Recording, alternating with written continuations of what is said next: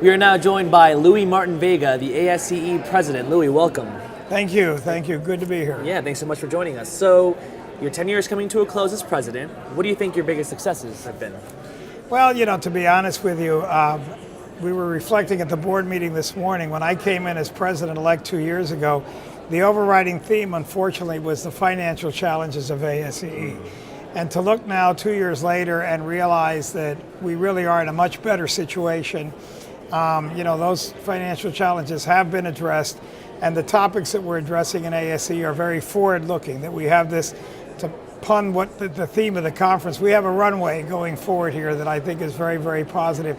So I want to think that having played a role in putting us in that position in a much better situation than we were 2 years ago, it has been an important achievement.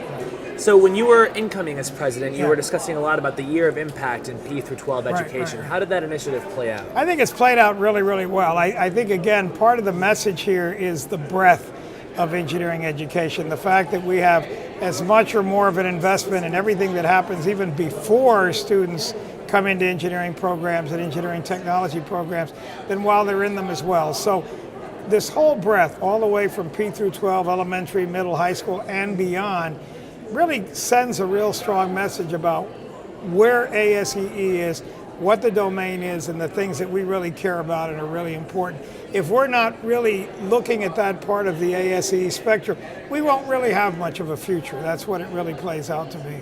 And speaking of the future, where do you see the society headed? I think it's just, like I mentioned in a letter that I wrote recently, the gradient is very, very positive here. I think another thing that we've tried to do, hopefully we've been more successful in the past, is just raise the whole image of ASEE.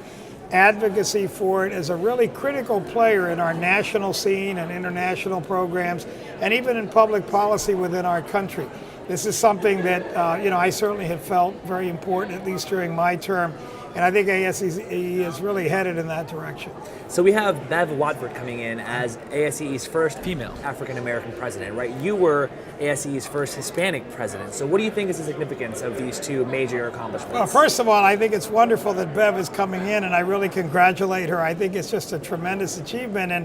And I think, quite frankly, the real messages are set more with actions than with words.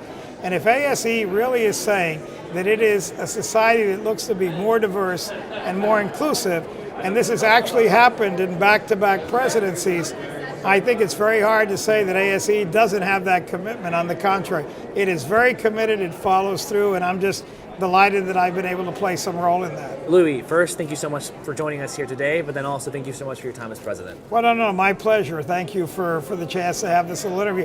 Thank you for all you guys are doing here for ASEE and everything that's moving forward. We really appreciate that very, very much. Thank you.